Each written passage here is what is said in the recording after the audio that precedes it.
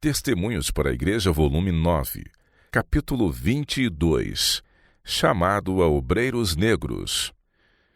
Esforços mais decididos devem ser empreendidos para educar e preparar homens e mulheres negros a fim de se tornarem missionários nos estados sulinos da América do Norte. Estudantes cristãos negros deveriam estar se preparando para levar a verdade aos de sua própria etnia. Aqueles que fizerem do temor do Senhor o princípio de sua sabedoria e prestarem atenção aos conselhos de homens de experiência, poderão tornar-se uma grande bênção para os negros, levando o seu próprio povo à luz da verdade presente. Todo obreiro que atuar em humildade e harmonia com seus irmãos se tornará um conduto de luz para muitos que hoje se encontram nas trevas da ignorância e superstição. Em vez de se imaginarem como não estando aptos a trabalhar em favor dos negros, sejam nossos irmãos e irmãs negros estimulados a se devotarem como missionários entre os de sua etnia. Existe abundante espaço para homens e mulheres negros trabalharem entre seu próprio povo. Muito trabalho ainda está por ser realizado no campo sulino. Esforços especiais devem ser empreendidos nas grandes cidades. Em cada uma delas existem milhares de negros aos quais precisa ser dada a mensagem de misericórdia. Seja despertado o espírito missionário no coração de nossos membros de pele negra. Que sinceros esforços sejam empreendidos em favor dos que não conhecem a verdade. A todo irmão e irmã negros eu diria: observem a situação tal qual ela é. Perguntem a si mesmos, em vista das oportunidades e vantagens a mim asseguradas, quanto devo ao meu Senhor?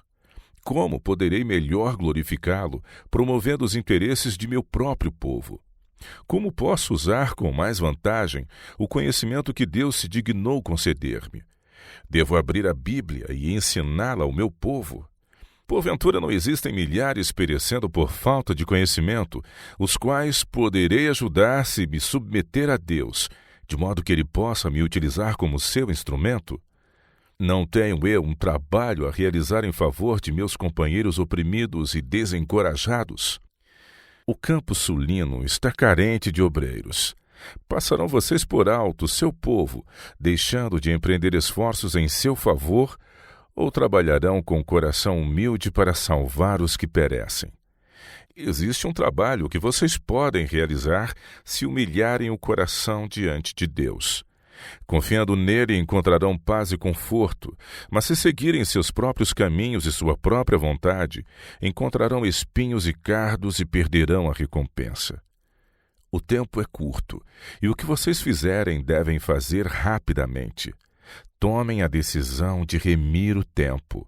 Não busquem o próprio prazer. Ergam-se, assumam o trabalho com um novo propósito de coração. O Senhor abrirá o caminho diante de vocês. Empreendam todo o esforço possível para trabalhar nas fileiras de Cristo, em bondade e mansidão, repousando em sua força. Entendam a obra que o Senhor lhes deu a fazer, e confiando em Deus, vocês serão capacitados a avançar de força em força, de graça em graça. Serão habilitados a atuar diligente e perseverantemente em favor de seu povo enquanto ainda é dia, pois vem chegando a noite quando ninguém mais poderá trabalhar. Existe enorme necessidade de todo tipo de atividade missionária no Sul. Sem mais demora, precisam os obreiros ser preparados para esse campo. Nosso povo deve prover um fundo para o treinamento de homens e mulheres nos estados do Sul, os quais, estando acostumados ao clima, poderão trabalhar sem colocar em risco a saúde.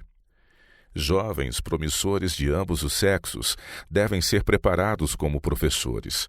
Devem dispor das maiores vantagens. Escolas e casas de reunião devem ser construídas em diferentes lugares, empregando-se ali professores. Os que durante anos têm estado a trabalhar ajudando as pessoas negras acham-se aptos a oferecer conselho em relação à abertura de tais escolas. Tanto quanto possível, devem elas ser abertas fora das cidades. Entretanto, nas cidades existem muitas crianças que não podem ir à escola se esta se localizar fora, em benefício das mesmas, sejam também abertas escolas nas cidades, tanto quanto no campo. As crianças e jovens devem receber em tais escolas instruções que representem algo além de aprender a ler. Atividades industriais devem ser aí desenvolvidas. Devem os alunos ter acesso a instalações adequadas para aprender os ofícios que os habilitarão a prover seu próprio sustento. Nossas igrejas do Norte, bem como as do Sul, devem empreender tudo o que estiver ao seu alcance para ajudar a estabelecer escolas para as crianças negras. As escolas já existentes devem ser fielmente mantidas. O estabelecimento de outras requererá fundos adicionais. Que nossos irmãos e irmãs façam a sua parte de todo o coração, colocando assim essas escolas em posição vantajosa. Adicionalmente ao engajamento no ramo de estabelecimento de escolas, nossos irmãos negros poderão realizar bom trabalho estabelecendo escolas sabáticas e dominicais entre seu próprio povo, escolas nas quais os jovens possam ser ensinados por professores cujo coração se encontre transbordando de amor pelas pessoas. As oportunidades acham-se continuamente abertas nos estados sulinos, e muitos cristãos negros sábios serão chamados ao trabalho. Por várias razões, também homens brancos devem ser escolhidos para a liderança. Somos todos membros de um mesmo corpo, e nos completamos unicamente em Cristo, o qual erguerá seu povo dos baixos níveis aos quais o pecado o degradou, colocando-o em posições nas quais será reconhecido pelas cortes celestiais como constituindo-se em colaborador de Deus. Existe trabalho a ser realizado em muitos lugares difíceis, e dessas localidades sairão brilhantes obreiros. Seja a obra conduzida de tal forma que os obreiros negros recebam preparo para trabalhar junto aos de sua própria etnia. Dentre eles existem muitos que possuem talento e habilidade. Procuremos esses homens e mulheres, ensinando-lhes como se envolver na obra da salvação. Deus cooperará com eles, dando-lhes a vitória. Cooperadores de Deus. Os ouvidos de Deus estão abertos aos clamores daqueles que estão em seu serviço. Ele prometeu: guiar-te-ei com os meus olhos. Salmos 32, verso 8. Andem humildemente com Deus, pedindo-lhe que lhes torne claro o caminho a seguir. Quando ele fala a seus representantes, pedindo-lhes que sejam seus cooperadores, estes realizarão o mesmo tipo de trabalho que Jesus anunciou como sendo a sua obra ao erguer-se e falar na sinagoga de Nazaré. Ele abriu o livro do profeta Isaías e leu: O Espírito do Senhor Jeová está sobre mim, porque o Senhor me ungiu para pregar boas novas aos mansos. Enviou-me a restaurar os contritos de coração, a proclamar liberdade aos cativos e a abertura de prisão aos presos. Isaías 61, verso 1. A verdade hoje se encontra sobrepujada no mundo pelas nuvens de erro que prevalecem. Aquele que consegue influenciar mesmo o mais degradado, ganhando-o para Cristo, está cooperando com as agências divinas em buscar salvar o perdido. Ao apresentar ao pecador um Salvador pessoal e perdoador de pecados, estendemos a mão de simpatia e de amor cristão, a qual alcança a mão do decaído. Erguendo a outra mão a Cristo pela fé, formamos um vínculo de união entre o pecador e o Salvador.